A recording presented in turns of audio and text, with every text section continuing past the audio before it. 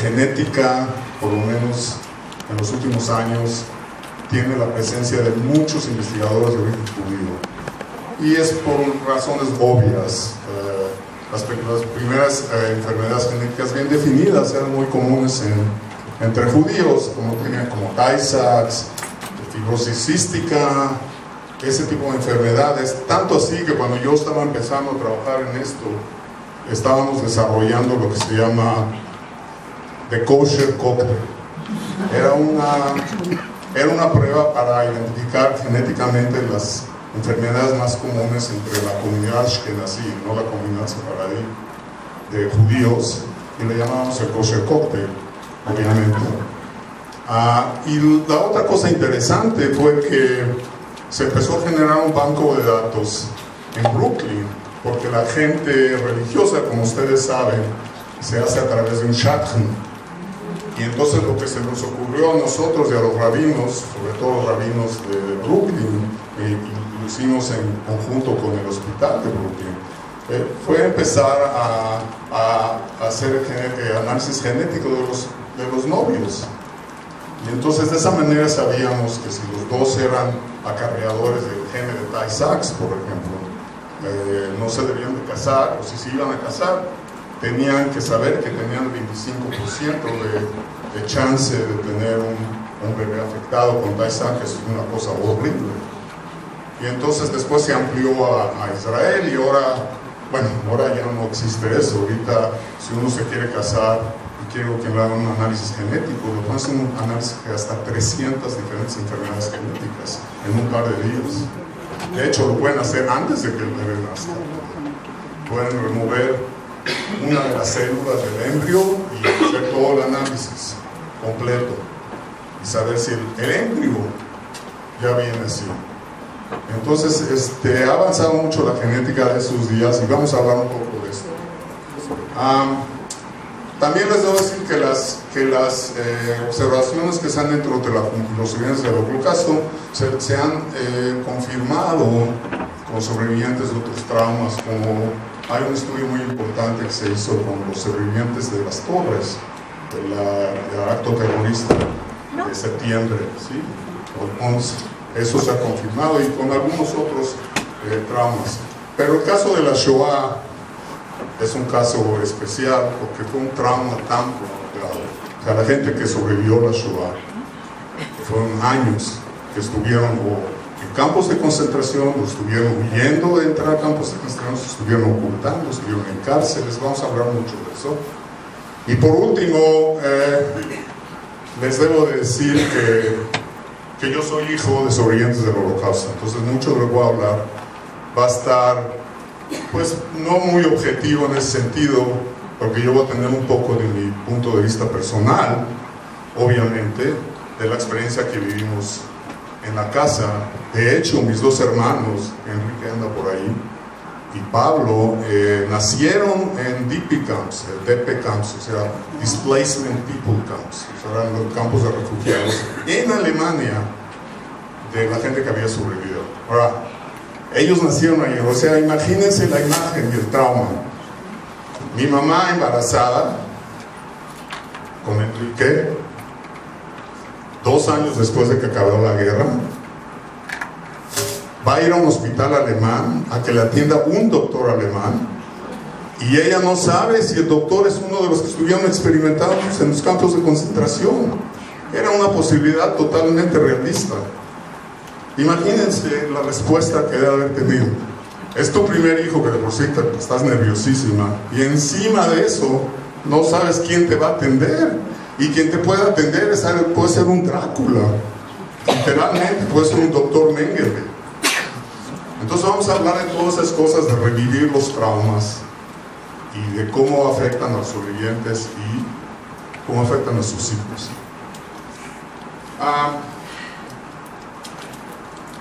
Entonces, esta va a ser la presentación. Para que entendamos muy bien el contexto de todo esto, les voy a tener que dar un poco una introducción y un poco el camino en el que por lo menos yo llegué. Yo empecé a trabajar en genética en los 1970s, y vamos a llegar a la parte que más les interesa a ustedes, pero voy a tener que hablar un poco de lo que pasó antes para que ustedes puedan ir entendiendo. Los voy a tratar de llevar de la mano para que ustedes puedan ir entendiendo por qué llegamos a donde llegamos. Y eso vamos a tener que hablar un poco de la epigenética, vamos a tener que hablar un poco de la transmisión transgeneracional del trauma, etcétera, etcétera. Y al final espero yo que podamos llegar en conjunto a lo que es una teoría holística, una teoría que toma todos los factores de consideración. Por último, quiero darles algo que dijo uno de los sobrevivientes del Holocausto, que participó en uno de los estudios, le dijo uno de los entrevistadores, para tratar de explicarle qué se sentía ser un sobreviviente de ese trauma. Le dijo: yo no vivo en el pasado vive en mí. Entonces no es que la gente que se recuerda y le siente angustiado. No, la gente simplemente no tiene control de eso. Y vamos a tratar de entender por qué eso pasa, porque hay cierta gente que puede controlar, no sobrevivientes del Holocausto, eso no creo que nadie no haya sufrido de trastorno de estrés postraumático. Eso yo no lo creo. Pero sí hay gente que ha tenido otros traumas que se recuperan, y vamos a tener que entender por qué sí se recuperan. Y por qué, más que eso, por qué la gente que sufre este trauma no se recupera. Es como si ustedes se prende una luz durante el trauma, el cuerpo la debe de apagar, pero no la apaga, se mantiene prendida toda la vida, esencialmente. ¿Por qué es eso desde el punto de vista genético? Entonces vamos a empezar un poco de historia aquí, de la genética moderna. No voy a entrar mucho en esto. Todo lo que tienes que saber es que el DNA es la molécula de la vida, como le dicen. Los cambios que vamos a hablar epigenéticos son los cambios en la secuencia. O sea, básicamente el DNA tiene dos cadenas, tiene las bases que se complementan, y eso es esa es la codificación genética que se entiende desde hace 60 años. La información del DNA provoca la síntesis de proteínas, las proteínas forman las células forman el tejido forma los órganos los sistemas, y los sistemas forman el ser humano. Eso totalmente se repite a través de todos los organismos multicelulares.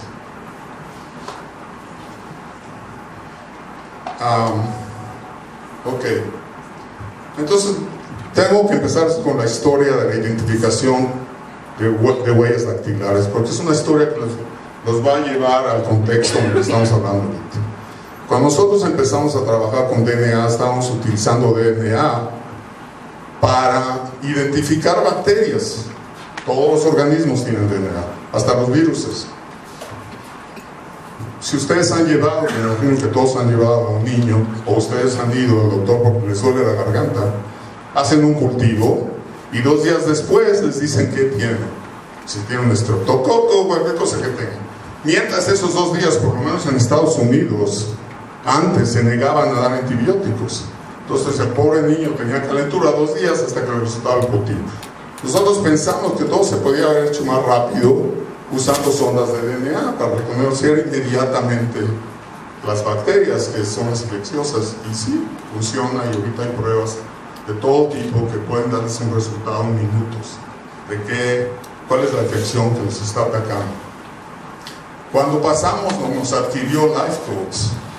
Ellos ya estaban tratando de utilizar DNA para identificar quién es el padre de un matrimonio.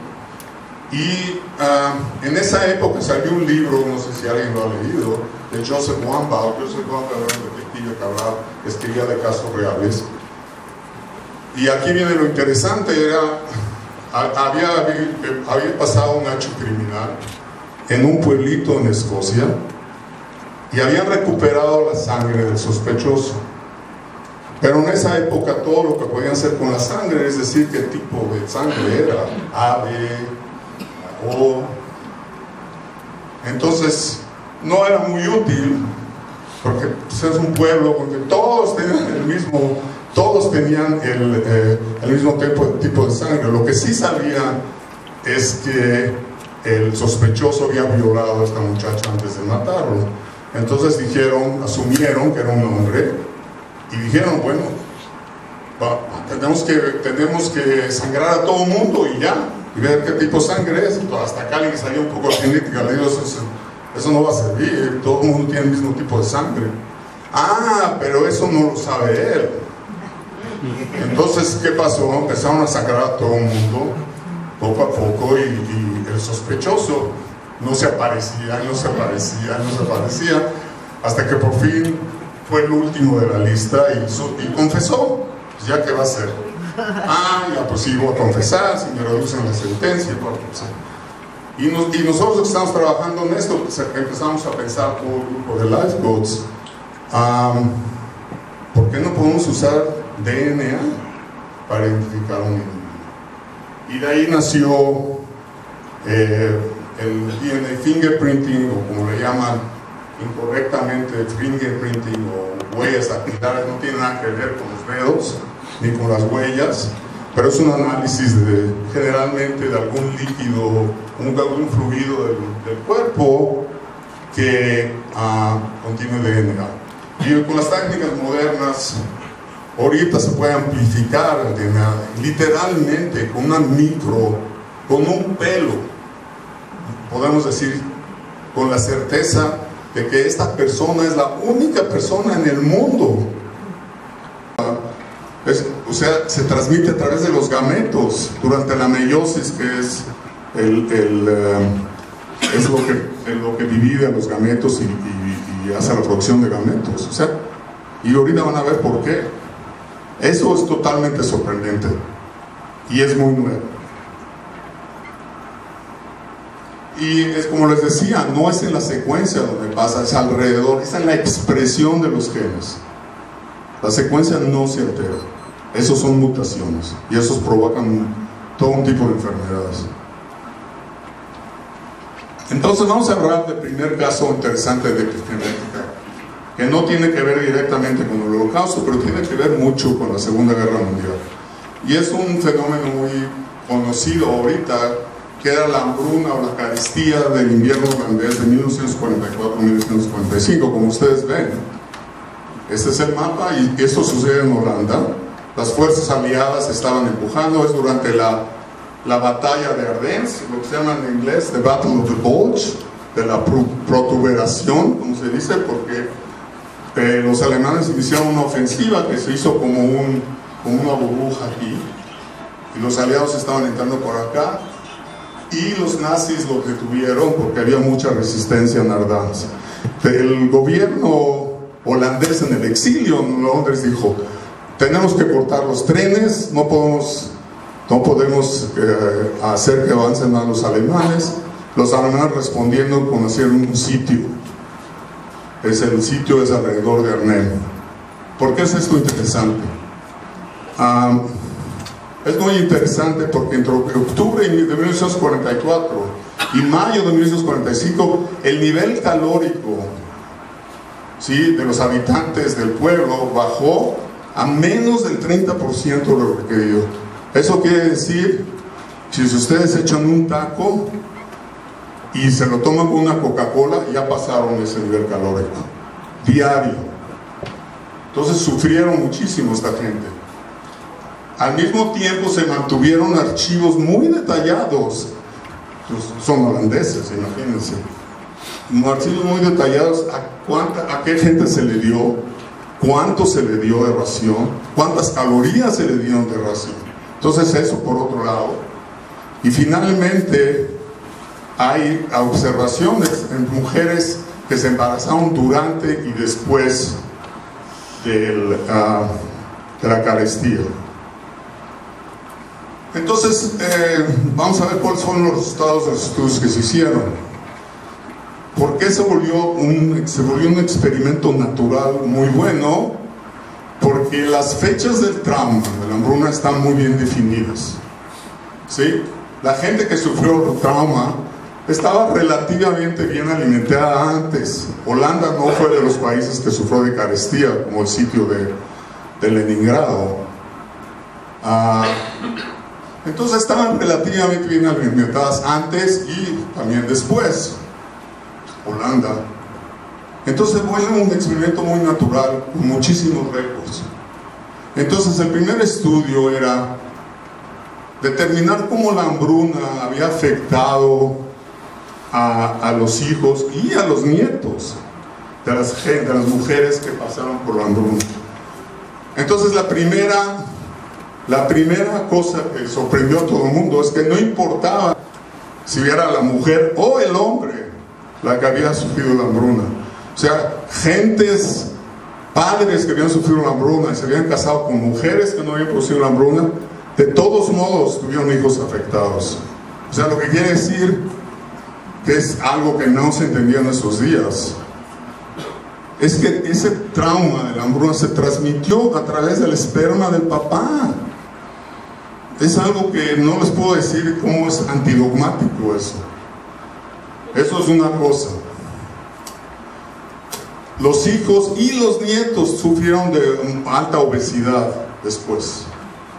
Alta acumulación de tejido adiposo, y su body mass index, el índice de masa corporeal, era muy alto y sigue siendo alto, y sufren de hipertensión.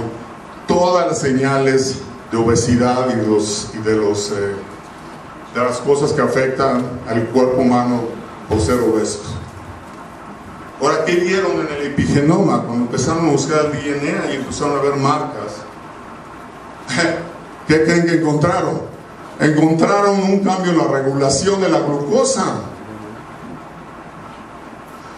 con respecto al metabolismo de la energía, que es el azúcar, ¿sí? Este receptor está muy asociado como cómo nosotros metabolizamos azúcar, todos los seres humanos. Se encuentran en los hijos y nietos y se transmitieron generacionalmente. O sea, si ustedes ven los hijos y ven a los nietos, tienen las mismas marcas genéticas y tienen los mismos síntomas. Y para acabar de demorar, si ustedes hacen un experimento con ratas y bajan el régimen calórico de las ratas, van a sufrir exactamente lo mismo. Van a sufrir de esta hipometilación, que es que va a desregular este gen, y van a tener los mismos problemas las ratas. Entonces esto fue la primera señal, evidencia de que trauma se puede pasar a hijos e inclusive a nietos. Entonces vamos a hablar de los sobrevivientes de la Shoah. Entonces, claro, los sobrevivientes de la Shoah sufrieron de los síntomas clásicos del trastorno de estrés. Entre los sobrevivientes, es lo que les estaba diciendo, la experiencia sostenida no se asoció con patrones de síntomas. O sea que todos los sobrevivientes del Holocausto en general presentan los mismos patrones de síntomas. Y eso es muy importante, ahorita van a ver por qué. Y no hubo diferencia en la intensidad de síntomas entre la gente que estuvo en campos de concentración y la gente que se ocultaron o que estuvieron en cárceles durante el Holocausto. Entonces lo que se llegó a la conclusión es que no es un solo trauma, es una colección de eventos traumáticos, y que es más la continuidad y el número de eventos traumáticos que sufrieron los sobrevivientes que dicta los síntomas del trauma.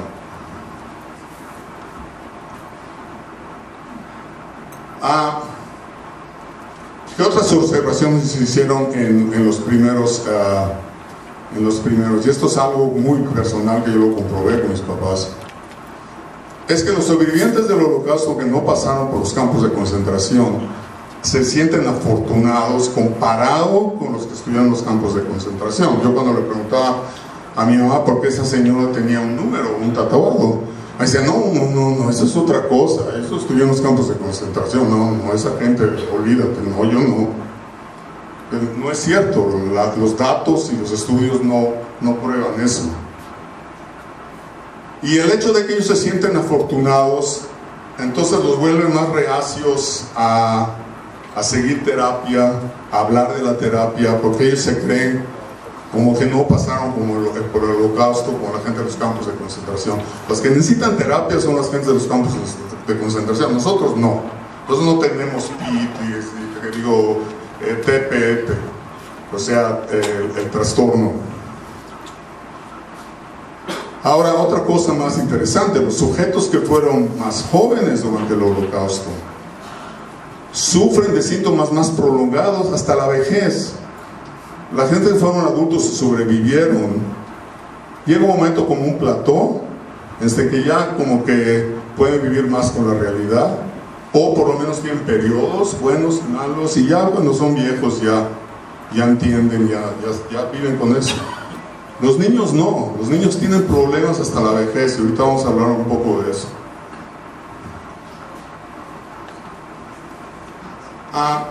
¿Cuáles son las marcas genéticas que tienen los sobrevivientes? Claro, como nos imaginaríamos, todas las marcas genéticas están fuertemente asociadas con todos los genes que controlan el estrés y los receptores glucocorticoides, que son los receptores que están en el estrés. Entonces el trauma de estrés postraumático, por eso se llama el estrés postraumático, es un estado de constante estrés, de intenso estrés, de estrés que ya no se elimina. Y se ha vuelto un blanco de mucha investigación y muchas publicaciones, ¿sí? Todo esto de los cambios genéticos asociados con el desorden de estrés. Después se encontraron marcas en genes reguladores asociados con la respuesta a luchar o huir, lo que se llama en inglés fight or flight, que es una respuesta ancestral, viene desde los primeros Homo sapiens. Es cuando uno se enfrenta a una situación peligrosa, una situación estresante, sumamente estresante, como que a alguien lo van a asaltar. La respuesta neuroendocrina es o me quedo y me defiendo o me echo a correr, ¿sí? O me quedo a pelear, a confrontar a mi enemigo, o me voy a echar a correr. Y cuando hablo de enemigo, lo estoy hablando de manera genérica. El enemigo puede ser otras cosas. El enemigo puede ser que alguien vio un accidente horrible, ¿no? Y ¿me quedo a hablarle a la ambulancia o yo mejor me voy porque está horrible? Todo esto está asociado con luchar o huir. Los soldados es una cosa terrible porque estás entrando en una pelea sabiendo que te vas a morir, pero te tienes que echar la bronca. Y eso va en contra de tu respuesta de huir. Y por eso hay tanto trastorno estresante, trastorno de estrés postraumático entre soldados. Entonces, estos hallazgos son consistentes con la hipótesis que la programación epigenética puede adquirirse por adultos y se asocia con síntomas de estrés postraumático. Ahora, ¿qué pasó con los niños durante la Shoah? ¿Qué pasó con los niños que sobrevivieron en la Shoah? Ya porque sobrevivieron ocultos, porque sobrevivieron adoptados, porque sobrevivieron viviendo con familias, en conventos, de mil maneras. Claro que expresaron síntomas postraumáticos, de estrés postraumático, pero sus síntomas son mucho más prolongados y pueden durar hasta la vejez. Y aparte de todo eso, enseñan sintomatología de otro problema psicológico, que es el detachment disorder, ¿sí? O trastornos afectivos. Y, como les dije, Lili puede hablar mucho de esto, pero los niños huérfanos, por ejemplo, que se desprenden de los papás o que son abandonados, muchas veces presentan síntomas que se llaman attachment disorder, o sea, no se pudieron ligar con los papás. Entonces estos niños de la Shoah, aparte de que tuvieron que vivir ocultados y todo, encima de ellos tienen problemas de attachment que se presentan en adultos, como empatía, otro tipo de cosas, ¿sí? Les cuesta mucho trabajo expresar cariño. Otra cosa muy interesante es que sus mecanismos de afrontamiento a la vejez son muy débiles, son muy frágiles. No saben bien cómo afrontar la vejez, no saben cómo pedir ayuda, no piensan mucho a dónde se van a retirar, que van a estar enfermos, que van a necesitar irse a un Asia. No se les ocurre eso, ni lo quieren confrontar. Y la hipótesis de que los niños sobreviven los traumas mejor que adultos, porque son niños, ya saben, como dicen, es un niño, se le va a quitar. No es cierto, para nada. De hecho, es al revés. Los niños tienen síntomas mucho más intensos que los adultos, porque tienen menos instrumentos de cómo enfrentar el trauma.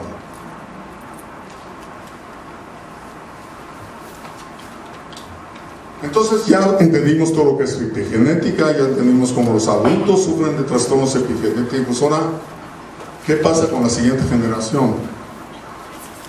Entonces vamos a hablar de un experimento de ratones que se hizo, que fue un experimento claro.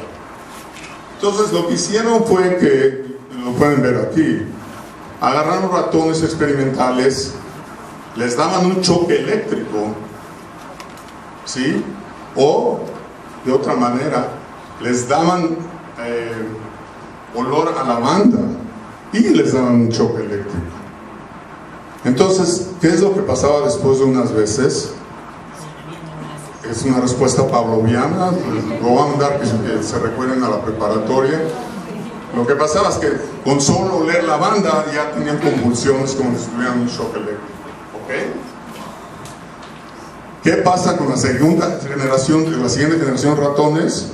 Nacen, les dan olor a lavanda y empiezan a tener convulsiones. Y eso jamás habían olido a lavanda, esos ratones. Todo lo que habían olido era comida de ratón. Pero se les daban convulsiones igual que a los papás. Entonces ahí se empezó a pensar que había un mecanismo, porque el trauma de la primera generación se debía de transmitir a la siguiente generación. Porque de otra manera se puede explicar. La lavanda es una cosa que ningún ratón va a oler nunca en su vida.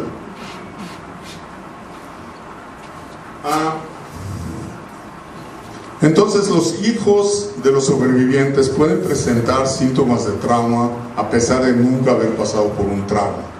O sea, aunque hayan sido hijos de sobrevivientes que vivieron como yo o como mucha otra gente que se vivieron en un lugar donde había mucho cariño, donde no faltaba nada, no tuvimos ningún tipo de trauma como el que se está hablando. ¿Por qué presentan muchos síntomas asociados con el trastorno? La otra cosa muy interesante, y eso lo van a ver, es que la respuesta de los hijos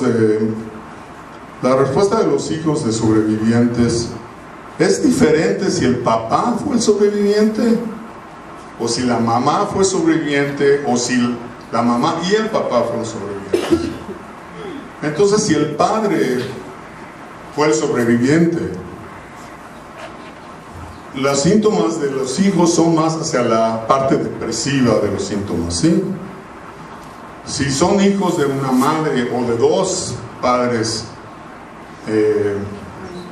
sobrevivientes del trauma, los síntomas son más aparte de la hiperactivación, de la sensitividad, como les decía, de prenderse, de enojarse irracionalmente muchas veces. Y también las marcas epigenéticas son diferentes. Fíjense, los padres tienen marcas epigenéticas diferentes que la madre. todo es alrededor de las fuerzas de la neurobiología de luchar y huir, todo es alrededor de los glucocorticoides, neurotransmisores, epinefrina, todo eso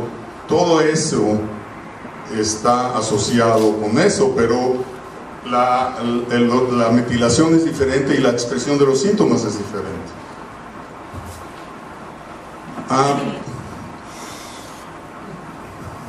Uno ahorita van a ser idénticos con respecto al trauma, y así fue como los estudios se han hecho, y esos son los resultados obtenidos. Entonces, al igual que los padres, los hijos han presentado síntomas de TPT, pero no solo síntomas, tienen marcas genéticas. ¿Se acuerdan que estábamos hablando del gene NR13-1, que está asociado con la expresión de glucocorticoides y que está fuertemente asociado con la adaptación al estrés a corto y largo plazo? Son idénticos al de los padres, o sea que los ponen a riesgo. No quiere decir que eso va a pasar, hay que entender todo esto. El riesgo de que ellos expresen este tipo de estrés y este tipo de síntomas ni es tan fuerte como el de los papás, y están a riesgo de que eso pase. No que es que definitivamente lo pasa, porque hay hijos de sobrevivientes que son totalmente normales, no tienen ningún síntoma. Después, también hay marcas en el gene de FKBP5 que también controla la expresión de glucocorticoides y que también está relacionado con la respuesta fight or flight, o sea, luchar o huir. Entonces, si está desregulado eso, uno siempre está del lado depresivo y de culpas de que huyó, o está del lado de luchar, en que está constantemente ansioso y prendido y agresivo, y que se ve obviamente todos esos síntomas en los hijos de los sobrevivientes, no en todos, pero en un porcentaje considerable, significativamente considerable. También se vieron alteraciones en el sistema neuroendocrino de la memoria, neuropinefrina. Ahorita todos acabamos de, no sé, en México se pusieron mucha atención a todo lo que pasó ahorita ante el juez que iba a entrar a la Suprema Corte de Justicia y la persona que lo acusó de violación, pero ella lo explicó muy bien. Le preguntaron, ¿cómo es que usted se acuerda de eso? Y ella es psicóloga y dio una explicación muy endocrinológica, diciendo que se graban en la memoria a través de niveles de norepinefrina, y por eso se acuerda, por eso especialmente se acuerda de eso, y jamás se le va a olvidar. Y por eso yo no creo que estaba mintiendo. Si ustedes estudian un poco el TPT, van a saber que es imposible que esté haciendo esos detalles, que se acordó de la risa de los muchachos de él cuando lo estaba violando o tratando de violar. ¿Quién va a inventar algo así? Es absurdo. Y otra vez, estos hallazgos son consistentes que hay una transmisión entre generaciones del trauma. Sobre nietos, en este caso, como no en el caso de la hambruna, como les dije a los nietos, no se han hecho suficientes estudios todavía para determinar qué pasa con nietos. Entonces quiero llegar ahora a una teoría holística que nos ayude a entender lo que está pasando y nos deje un poco más tranquilos. Y quiero dejar un poco de tiempo para preguntas. Entonces, estas son las cosas que sabemos con seguridad. Sabemos, la cosa más sorprendente de todas es que el trauma se puede transmitir a través de los gametos. Todo el mundo creía, primero nadie creía en la epigenética antes. Acuérdense que va en contra de la teoría de la evolución. Eso es lamarquismo, si no se acuerdan que estudiamos Lamarck. Eso es lamarquismo, no es evolución. Pero ahorita vamos a entender por qué sí es evolución. Entonces, ya que se encontró la epigenética, todo el mundo creía que durante el proceso de formación de los gametos, que es la meiosis, se borraba todo, borrón y cuenta nueva. ¿Por qué se va a transmitir a la segunda generación? No tiene sentido. También sabemos que si la mujer está embarazada y sufre de un trauma, puede transferirle ese trauma al bebé a través del ambiente endocrinológico del útero, y que hay muchos cambios en los fetos durante eso. Las mujeres que beben mucho, los bebés nacen con un síndrome horrible. Si la mujer está usando drogas, el bebé sale drogadicto, literalmente. Un bebé que nace de una mujer que está usando cocaína o heroína, cuando nace hay que darle un tratamiento como si fuera un adicto, porque si no se muere. Entonces eso también tiene sentido. También tiene sentido que mucho de eso viene del medio ambiente, de la crianza, de la educación parental, del aprendizaje social, de lo que la sociedad piensa.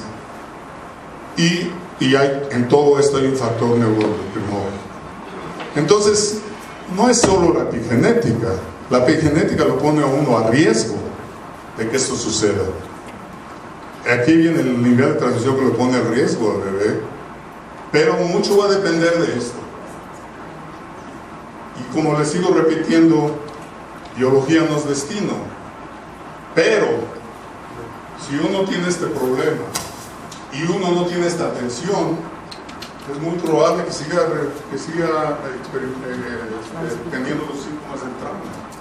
No va a pasar de otra manera, inclusive aunque tenga la educación correcta. Pero como les digo, y yo eso nunca lo entendí, y siempre me quedó mucha culpa.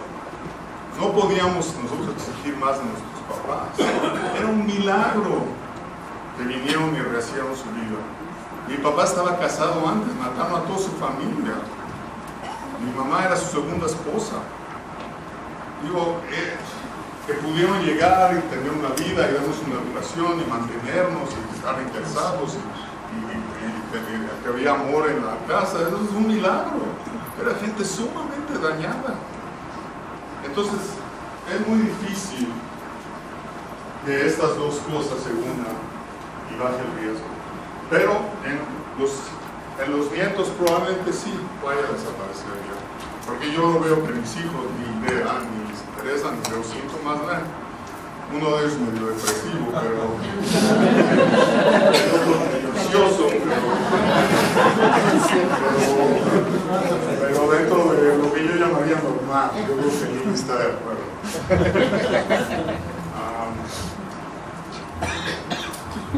Entonces déjenme hablar un poco de conclusiones. No se escucha. Perdón. Ya antes me puse ansioso. Entonces, bueno, ya sabemos que los sobrevivientes son los causados por la Shoah y que esto se transmite de una generación a otra, por lo menos los síntomas y los marcadores epigenéticos. Y hay una teoría holística que más o menos armoniza todo, pero tener un epigenoma o marcas de este tipo de transmisión lo pone uno a riesgo. Eso también se entiende, y que biología no es destino. Pero lo que me gustaría hablar es del lado positivo de todo esto, y hay un lado positivo muy interesante. Entonces, si ustedes se ponen a pensar, ¿por qué la evolución permitió que estas cosas seguían pasando? La teoría de Darwin es que hay presiones evolucionarias para eliminar todo este tipo de cosas. ¿Por qué sigue sucediendo? ¿Por qué hay marcas?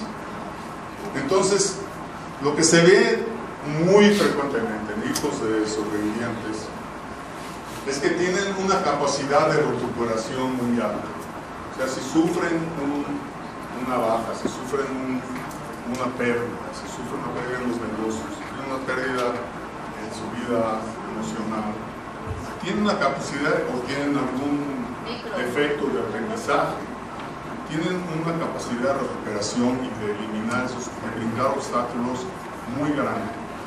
Eso está comprobado. Tienen un nivel de superación muy alto, overachievement. O sea, el colegio de asesoría está lleno de doctores, abogados, senadores. Ustedes menciónenlo y van a ver porcentajes muy altos, premios Nobel. Y persistencia. Son gente muy persistente. O sea, se meten algo en la cabeza. Se meten algo en la cabeza y ves. Entonces déjenme repetir. Tienen capacidad de recuperación. Quiere decir que pueden enfrentarse a obstáculos o pueden enfrentarse a un trauma a ellos de una mejor manera que los padres. Y ahí es donde viene la parte evolucionaria. La parte evolucionaria viene en eso, exactamente. Imagínense que nuestros ancestros le podían pasar la información de cómo enfrentarse a todo tipo de peligros con esa capacidad de recuperación. Y de superación, lo que estamos diciendo, gente que se supera mucho, que tiene muchos logros y persistencia. Entonces esa es la parte positiva. ¿Por qué el interés de estudiar todo esto? Pues hay muchas cosas que se tienen que entender mejor. Claro que entre los más lógicos es entender si alguien tiene estos síntomas de estrés postraumático, o sea, diagnóstico. Puede ser en un momento que la evidencia genética sea tan fuerte que todo lo que necesitamos para diagnosticar a alguien con este tipo de estrés postraumático sea una prueba genética. Nuevos tratamientos. ¿Cómo vamos a tratar el trauma si no entendemos muy bien qué es lo que está pasando? Sí, hay tratamientos muy efectivos, pero no muy generalizados. O sea, hay tratamientos en que, por ejemplo, en Israel, cuando los soldados presentan este tipo de trauma, lo mandan de regreso al frente lo más rápidamente posible, que se hace contrario a lo que uno se imaginaría, pero no es efectivo en ese sentido. O sea, no dejar que el trauma se establezca, se empiece a pudrir todo eso, porque ya años después ya es muy difícil curarlo. Y el trauma puede aparecer muchos años después del evento traumático, puede ser inmediato, pero hay gente que 10 años después de repente, ¡guau!, algo pasa, un entierro lo dispara, una noticia, un recuerdo, una sesión de terapia. Entonces entender todo esto va a ayudar muchísimo a curar esto. Ahora, la parte que a mí me interesa mucho también es cómo este trauma genético va a ayudar a las próximas generaciones a no volverlo a hacer. O sea, la gente se tiene que dar cuenta que el problema no se acaba cuando se acaba el trauma. O sea, el problema del holocausto nos va a perseguir, literalmente nos va a perseguir por mucho tiempo. Entonces, gracias.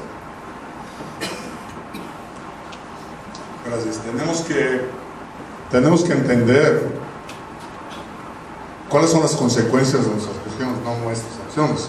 En este caso fueron los nazis, pero ¿cuáles son las consecuencias para las siguientes generaciones?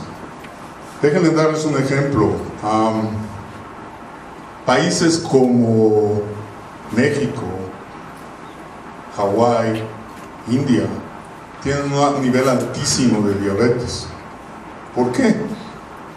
Por la misma situación que les explicó con la hambruna de Holanda. Antes de los conquistadores y antes de que los ingleses llegaran a Hawái y a India, la gente padecía de carestías y de hambrunas. ¿Quiénes eran los que sobrevivían? eran las personas que podían sobrevivir con niveles muy bajos de calorías, obviamente. Los demás se murieron. Esa es un trauma que se pasa a otras generaciones. Y la gente en India, bueno, claro que la dieta y todo eso, pero el riesgo se pasa a otras generaciones. La gente en India tiene un nivel tan alto de diabetes que hay más diabéticos en India que gente en México. Imagínense, es todo un país de diabéticos, 150 millones de diabéticos. México no se queda muy atrás, ¿eh? El 10% de la población son diabéticos acá, más de 10 millones.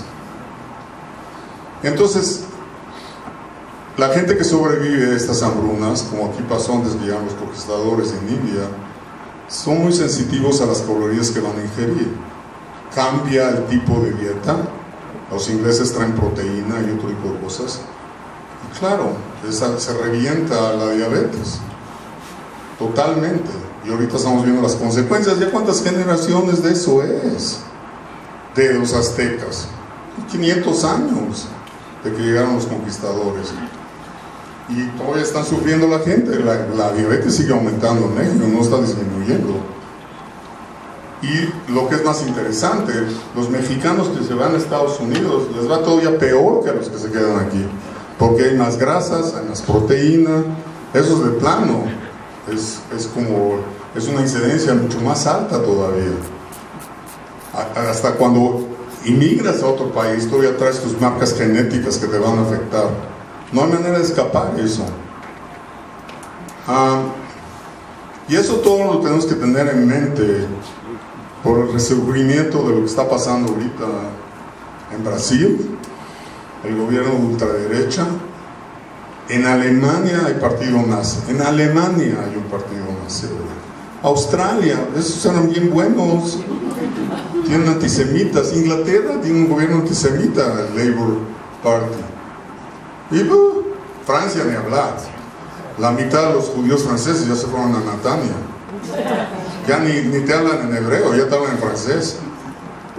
Y entonces, todos esos resurgimientos, como que a la gente se les olvida cuáles son las consecuencias de todo esto. Entonces, la meta es decirles, señores, hay que entender esto, hay que pararlo. Porque no solo es la generación de ahorita, son tus hijos los que van a sufrir por esto, y tus nietos tal vez.